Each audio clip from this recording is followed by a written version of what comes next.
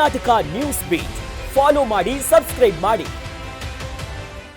ಸ್ವಯಂ ಪ್ರಯತ್ನವಾಗಿ ಧರ್ಮಸ್ಥಳಕ್ಕೆ ಭೇಟಿ ಕೊಡಬೇಕಂತ ಶಾಸಕರಿಗೆ ಸಭೆ ನಡೆಸುವ ಉದ್ದೇಶ ಇಲ್ಲ. ಶಾಸಕರ ಭಾವನೆಗಳಿಗೆ ಪೂರಕವಾಗಿ ವಿಜಯೇಂದ್ರ ಅವರು ಹೇಳಿಕೆಯನ್ನು ಕೊಟ್ಟಿದ್ದಾರೆ. ಈಗಾಗಲೇ ನಮ್ಮ ರಾಷ್ಟ್ರೀಯ ಅಧ್ಯಕ್ಷರು ಭೇಟಿ ಮಾಡಿ ಅಡ್ಡ ಮತದಾನ ಯಾರು ಮಾಡಿದರೆ ಸಂಪೂರ್ಣ ಮಾಹಿತಿಯನ್ನು ಕೊಟ್ಟಿದ್ದಾರೆ. ಅವರು ಸಹ ನಮ್ಮ ರಾಷ್ಟ್ರೀಯ ನಾಯಕರು ಮಾಹಿತಿ ಇದೆ. ಅದರಲ್ಲೂ ಗೃಹ ಸಚಿವರು ಅಮಿತ್ ಶಾ ಅವರು, ನಮ್ಮ ರಾಷ್ಟ್ರೀಯ ಅಧ್ಯಕ್ಷ ಎಲ್ಲ ಮಾಹಿತಿ ಇದೆ ಯಾರಾದ್ರೂ ಅಡ್ಡ ಮತದಾನ ಆಗಿದೆ. ಕೆಲವರು ಮೀಸಾಧಕರು ಹಣವನ್ನು ಪಡೆದು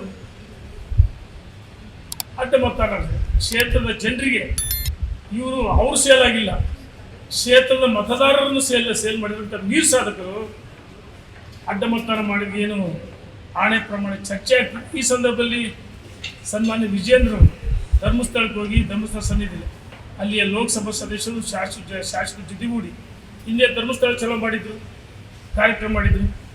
ಈಗ ಧರ್ಮಸ್ಥಳಕ್ಕೆ ಭೇಟಿ ನೀಡಿ ಕೆಲವರು ಎಲ್ಲೋ ಒಂದು ಕಡೆ ವಿಜಯೇಂದ್ರ ರಾಜ್ಯದ ಅಧ್ಯಕ್ಷ ಆದಮೇಲೆ ಕೆಲವರಿಗೆ ಸಹಿಸಕ್ಕಾಗ್ತಾಯಿಲ್ಲ. ಅನಗತ್ಯವಾಗಿ ವಿಜಯೇಂದ್ರ ರಾಜ್ಯದ ಅಧ್ಯಕ್ಷ ವಿರುದ್ಧವಾಗಿ ಷಡ್ಯಂತ್ರ ಮಾಡ್ತಾರೆ. ಕಳೆದ 2 ವರ್ಷಗಳಿಂದ ನಿರಂತರವಾಗಿ ಕೆಲವು ಷಡ್ಯಂತ್ರ ಮಾಡ್ತಾರೆ. ಆದರೆ ವಿಜಯೇಂದ್ರ ಅವರು ಆತ್ಮಸಾಕ್ಷಿಯಾಗಿ ಕೆಲವರು ಮಾನ್ಯ ಮುಖ್ಯಮಂತ್ರಿ ಜೊತೆ ಒಳ ಒಪ್ಪಂದ ಅಥವಾ ಒಂದು ಬಿಸ್ನೆಸ್ ಇದೆ. ಒಂದು ಮಾಧ್ಯಮದಲ್ಲಿ ಈ ಹಿಂದೆ ಶಿವಮೊಗ್ಗ ಒಂದು ಮಾಧ್ಯಮ ಇಂಟರ್ವ್ಯೂ ಕೊಟ್ಟಂಥ ಸಂದರ್ಭದಲ್ಲಿ ವ್ಯಂಗ್ಯವಾಗಿ ಮಾತಾಡಿದ್ರು. ಆದರೆ ಅದನ್ನು ಕಟ್ ಮಾಡಿ ಅನಗತ್ಯವಾಗಿ ವೈರಲ್ ಮಾಡ್ತಾ ಇದ್ದಾರೆ. ಎಲ್ಲ ಒಂದು ಕಡೆ ವಿಜಯೇಂದ್ರ ಅವರಿಗೆ ಮುಖಕ್ಕೆ ಮಸೀಬು ಬೀಳಬೇಕಂದ್ರೆ ಷಡ್ಯಂತ್ರ ಈ ರೀತಿ ಆರೋಪ ಮಾಡ್ತಾರೆ ಕೆಲವರು.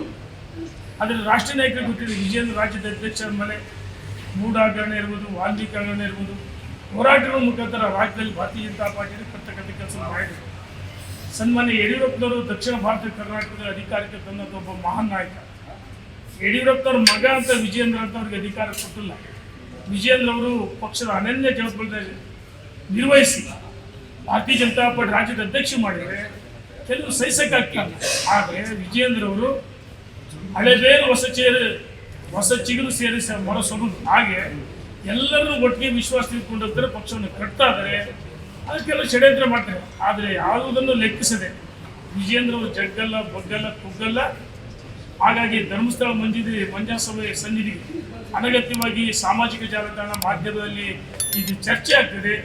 ಪ್ರಾಮಾಣಿಕ ವಿಜಯೇಂದ್ರ ಅವರು ಭಾರತೀಯ ಜನತಾ ಪಾರ್ಟಿ 2 ಜನ ವಿಧಾನ ಪರಿಷತ್ ಸದಸ್ಯ ಆಯ್ಕೆಯಾಗಬೇಕು ಮತ್ತು ಏನು JDS ಅಭ್ಯರ್ಥಿಗೆ ಮತವನ್ನು ಕೊಡಿಸ್ತಕ್ಕಂಥ ಪ್ರಯತ್ನವನ್ನು ಮಾಡಿದ್ರು.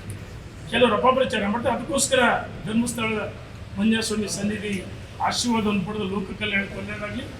2 ವರ್ಷಗಳ ಕಾಲ ರಾಜ್ಯದಲ್ಲಿ ಪ್ರವಾಸ ಮಾಡಿ ಪಕ್ಷವನ್ನು ಕಟ್ಟುವಂತಿದ್ರೆ ನಾನು ಒಂದು ಮಾತಾಡಿ ಸೂರ್ಯಚಂದ್ರ ಎಷ್ಟು ಸತ್ಯನೋ ರಾಷ್ಟ್ರೀಯ ನಾಯಕರಿಗೆ ಗೊತ್ತಿದೆ. ವಿಜಯೇಂದ್ರ ರಾಜ್ಯದ ಅಧ್ಯಕ್ಷ ಮುಂದುವರಿತಾರೆ. ರಾಜ್ಯದಲ್ಲಿ ಅವ್ರ ನೇತೃತ್ವದಲ್ಲಿ ಭಾರತೀಯ ಜನತಾ ಪಾರ್ಟಿ ಅಧಿಕಾರಕ್ಕೆ ಬರುತ್ತೆ, ಪಕ್ಷವನ್ನು ಕಟ್ತಾರೆ, ಪ್ರವಾಸ ಮಾಡ್ತಾರೆ. ಕರ್ನಾಟಕ ನ್ಯೂಸ್ ಬೀಟ್ ಫಾಲೋ ಮಾಡಿ, ಸಬ್ಸ್ಕ್ರೈಬ್ ಮಾಡಿ.